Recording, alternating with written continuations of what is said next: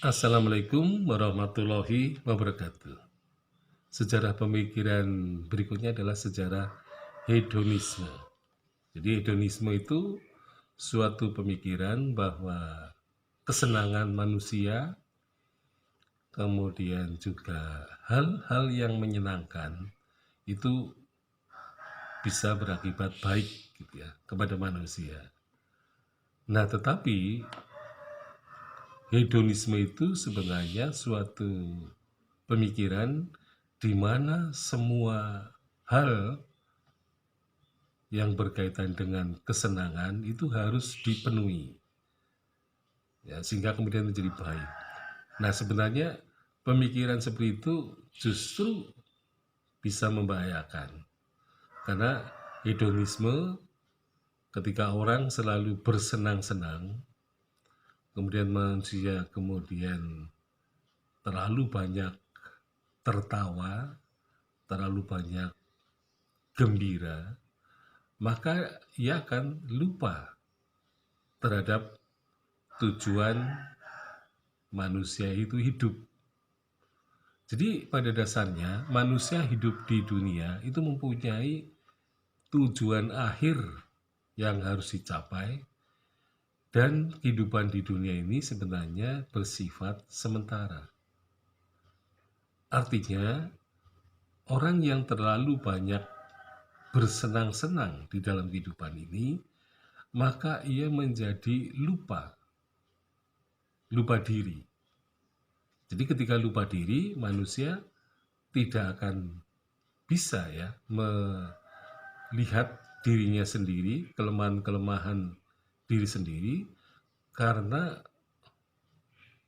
yang namanya kesenangan itu merupakan sesuatu yang bersifat indrawi, sesuatu yang bersifat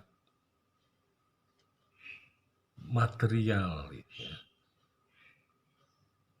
Nah, artinya hedonisme itu seringkali di satu sisi memang kebutuhan-kebutuhan material itu lebih banyak dipenuhi, sementara kebutuhan yang bersifat non material itu seringkali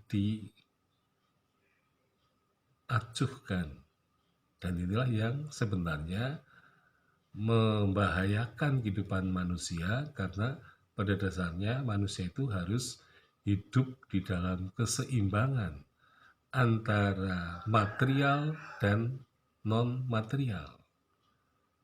Manusia mestinya tidak hanya sekedar memenuhi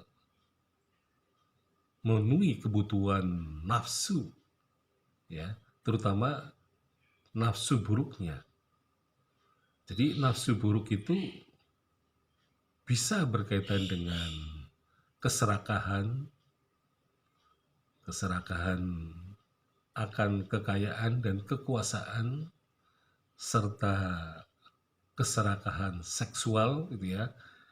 Dan ini biasanya nafsu-nafsu ini bisa mengarah kepada kehidupan yang menistakan manusia. Jadi kalau manusia terlalu memuja ya seksualitas, kemudian kekayaan dan kekuasaan, ini seringkali berujung kepada kehidupan yang katakanlah kehancuran kehidupannya, karena nafsu-nafsu negatif telah meracuni manusia, sehingga manusia tidak mempunyai kesempatan untuk melakukan recovery terhadap dirinya sendiri, tidak mampu untuk melakukan perenungan. Karena pada dasarnya perenungan manusia itu terjadi ketika manusia tidak hedonis, manusia tidak menggelorakan nafsunya di dalam kehidupan itu. Nah, sehingga ketika manusia terjebak pada hedonisme, maka yang terjadi manusia menjadi lupa terhadap dirinya, lupa terhadap hakikat kehidupan yang seharusnya dilalui untuk